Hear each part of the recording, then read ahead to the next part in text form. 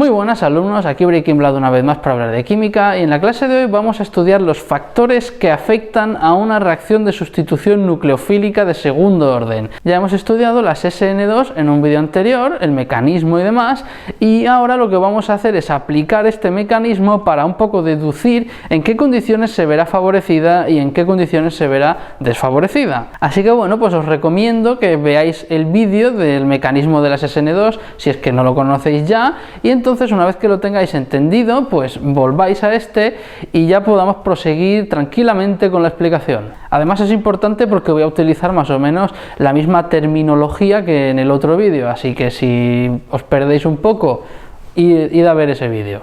Muy bien, pues ya estamos aquí en la pizarra enfrente de las SN2 y bueno, yo creo que para poder entender los factores que afectan a una reacción tenemos que centrarnos en el estado de transición, en lo que hace que nuestra reacción funcione, en lo que hace que nuestra reacción sea más o menos lenta, ¿de acuerdo? Ya sabéis que la velocidad de una reacción se calcula a partir del estado de transición y lo que le afecta, así que bueno, vamos a poner aquí el estado de transición que involucraba a las SN2, que era el nucleófilo enlazado aquí a un carbono que está plano y el grupo saliente a medio salir, ¿de acuerdo?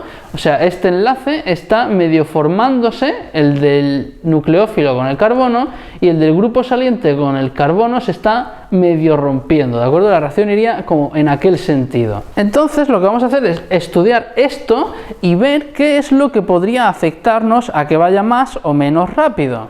Evidentemente vemos que ahora lo que tenemos es un grupo que está entrando y otro grupo que está saliendo, así que para que esta reacción se dé más o menos rápido tenemos que ir variando y estudiando estos factores, ¿no? Entonces, para que esto entre y esto salga más rápido, pues evidentemente tendríamos que buscar, por ejemplo, un grupo saliente que salga muy rápido y eso se conoce pues como un buen grupo saliente. Si nosotros conseguimos un grupo saliente que salga más fácil, pues evidentemente la reacción se dará más fácil. Entonces, ¿cómo podemos saber qué grupos salientes son buenos y qué grupos salientes son malos? Pues bueno, fijémonos. Vamos a poner aquí un R yodo, un R flúor, y lo vamos a hacer relacionar con un nucleófilo que ahora en lugar de Y le vamos a llamar Nu, ¿de acuerdo? Nu de nucleófilo. Con una carga negativa, ya vimos que pueden tener cargas negativas o simplemente una densidad de carga. Y aquí pues en este caso, para que el ejemplo quede un pelín más claro, voy a utilizar cargas negativas. Nucleófilo cargado negativamente con estos sustratos. En este caso de aquí el nucleófilo se enlazaría al R. Y por otro lado tendríamos el yoduro que saldría como anión. Y aquí debajo tendríamos el nucleófilo enlazado al R y el fluoruro que saldría como anión. Ahora bien, el yoduro es una base conjugada de un ácido fuerte, el ácido yodhídrico, y el fluoruro es una base conjugada de un ácido débil, el ácido fluorhídrico. Por lo tanto, esto de aquí sería una base débil y esto una base fuerte, y cuanto más débil sea la base, mejor será el proceso de una reacción SN2. Así que por norma general, cuanto menos básico sea el grupo saliente, mejor grupo saliente será. En este caso, pues el yoduro es mejor grupo saliente que el fluoruro. Ahora, esta no es la única manera que tenemos de que un grupo saliente sea buen grupo saliente. Lo único que tenemos que conseguir es que esto de aquí, esta especie que sale, este X que saldría, esté estabilizado por cualquier tipo de situación. Y una manera muy clave, muy utilizada de hacer que esto esté estabilizado es hacer que lo sea por resonancia. Bien, pues imaginaos que tenemos esta reacción de aquí, ¿vale? Aquí tenemos el nucleófilo y aquí nuestro sustrato. En este sustrato de aquí, aunque parezca un poco raro, no os asustéis, esto de aquí sería R y todo esto sería el grupo saliente, ¿vale? Entonces, el nucleófilo aquí atacaría a nuestro carbono porque ya hemos visto que esto estaría con una densidad de carga positiva porque está directamente enlazado a un oxígeno que le retira carga. Entonces esto es electrofílico, esto es nucleofílico y por lo tanto se juntan, ¿vale? Entonces el nucleófilo viene, se enlaza al carbono y nos daría como producto NU CH3, ¿vale? Y como grupo saliente tendríamos esto, que vendría por aquí, y nos daría esta especie,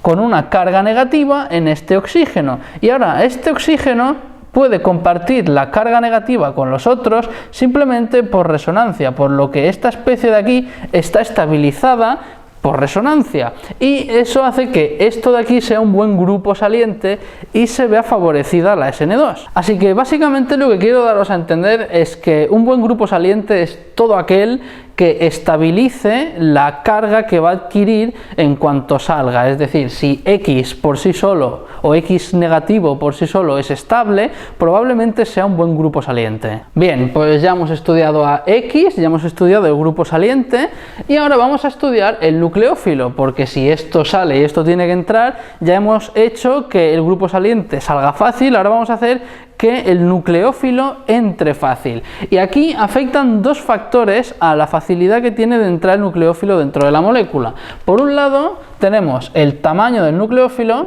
y por otro lado la carga del nucleófilo. Aquí realmente yo creo que no hay mucho que escribir en la pizarra, vosotros ya podéis deducir un poco casi que el tamaño del nucleófilo influye, ya que cuanto mayor sea, cuanto más voluminoso sea el nucleófilo, más le va a costar acercarse al centro de reacción, ¿vale? Y cuanto más pequeño, más ágil o más quepa por todos los huecos, pues más facilidad tendrá de acercarse, así que cuanto más pequeño, mejor se darán las reacciones de tipo SN2. Y por otro lado, la carga del nucleófilo también afecta bastante. Evidentemente no es lo mismo que Y tenga una densidad de carga negativa a que tenga una carga negativa como tal. Si tenemos un -1 de carga, evidentemente va a ser mejor la reacción que si esa carga es -0,3. Un ejemplo para aclarar esta historia es si nosotros tuviéramos, por ejemplo, pues agua con sus dos pares de electrones apareados en sus orbitales sp3 y por otro lado tuviéramos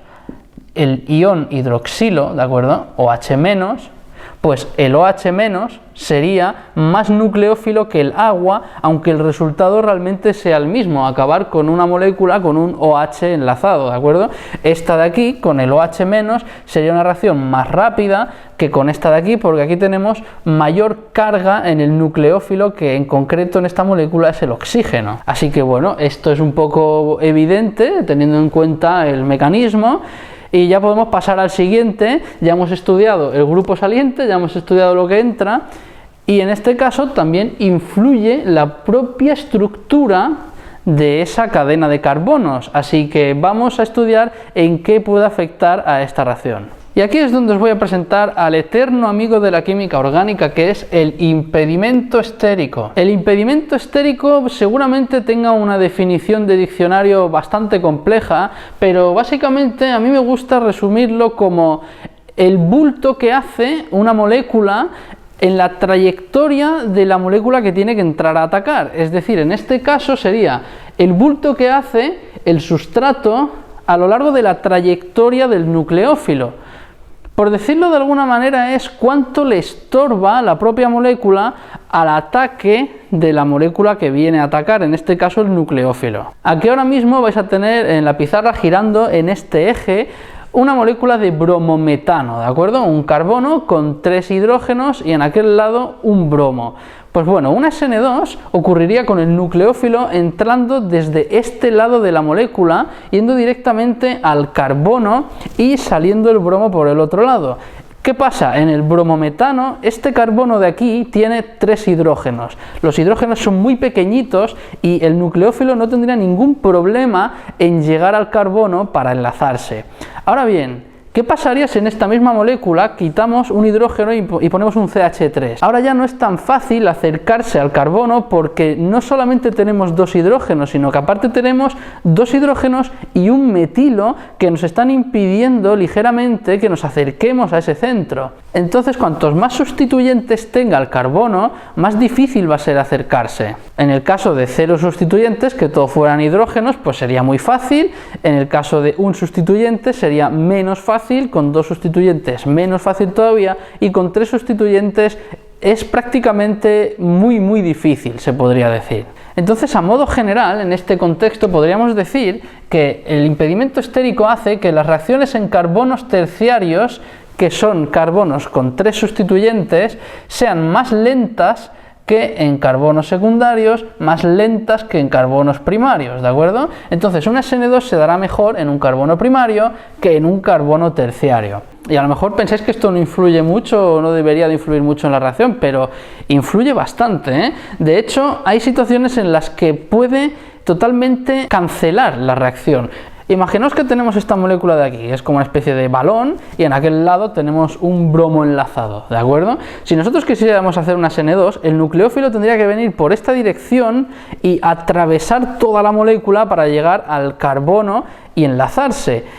Y directamente es que no puede porque tiene todo el volumen de molécula por detrás y le es imposible llegar hasta el centro de reacción. Entonces este es un claro ejemplo de que el impedimento estérico puede bloquear por completo una reacción SN2. Entonces, bueno, ya podemos decir que hemos estudiado todo lo que involucra a la propia SN2.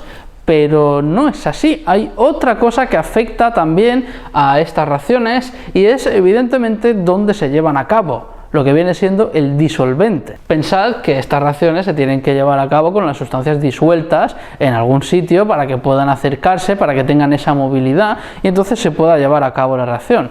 Y bueno, pues en la química orgánica hay un amplio abanico de disolventes y todos ellos tienen su funcionalidad, tienen su objetivo y están ahí por algo, ¿de acuerdo? Entonces lo que vamos a hacer es ver qué tipo de disolventes son los que favorecerían esta reacción. Evidentemente, un requisito indispensable de un disolvente es que disuelva nuestras sustancias, y como ya hemos visto que tenemos que tener enlaces polares y sustancias con densidades de cargas repartidas por distintos sitios, van a ser generalmente sustancias polares. Por lo tanto, el disolvente que usemos tiene que ser un disolvente polar. Ahora bien, no sirve cualquier disolvente polar. Por ejemplo, no podríamos utilizar agua para una reacción de tipo SN2 de entrada, porque el propio agua es un nucleófilo y nos podría dar lugar a una reacción paralela indeseada. De hecho, daría básicamente la sustitución por agua porque está en muchísimo exceso, ¿no? Y aparte no podríamos tener ningún disolvente que pueda formar puentes de hidrógeno, y ahora veremos por qué.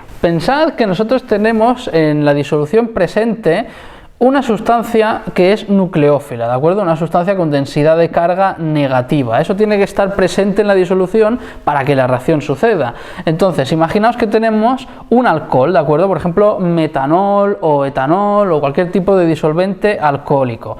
Pues ese tipo de sustancias pueden formar enlaces de hidrógeno con este nucleófilo, desactivándolo. Si nosotros tuviéramos el nucleófilo a lo largo de nuestra disolución ya solvatado con el propio disolvente, envuelto en una esfera de solvatación, le va a costar mucho más acercarse a nuestro centro de reacción para poder dar lugar a la SN2. Entonces tendríamos que buscar disolventes que no tengan esta posibilidad porque nos desactivarían totalmente el nucleófilo. Entonces, ¿qué tipo de disolventes no tienen esto? Pues se conocen como apróticos, básicamente porque no tienen protones. Así que, en resumen, el disolvente que tendríamos que utilizar es un disolvente polar aprótico. A lo mejor me preguntáis qué disolventes hay que tengan esas características. Bueno, pues tal y como digo, hay un amplio abanico de disolventes. Os voy a poner un par de ejemplos, aunque ya os digo, hay muchos más. 3 de ellos podrían ser, por ejemplo, el dimetil sulfóxido, el THF y el dietiléter. Estas 3 sustancias que estáis viendo aquí son disolventes polares apróticos. Y ya, tal y como digo, hay muchísimos más, ¿de acuerdo? Y muy bien, alumnos, pues hasta aquí queda el vídeo hablando acerca de los factores que afectan a la sustitución nucleofílica de segundo orden o SN2. Ya sabéis, si tenéis cualquier duda podéis ponérmela en los comentarios. Sé que seguramente algunos me digáis que os gustaría ver ejemplos, ver ejercicios, y en breves me gustaría ponerme a ello. Me gustaría resolver unos cuantos problemas aquí con vosotros de sustituciones nucleofílicas y en general de química orgánica. Así que en breves vamos a tener ese tipo de contenido. Pero en este vídeo lo que quería era aclarar estas bases teóricas, así que si tenéis cualquier tipo de dudas, por favor, insisto, ponedmela en los comentarios o preguntadme a través de Twitter. Nos vemos en la próxima clase y a disfrutar de la ciencia en su máximo esplendor.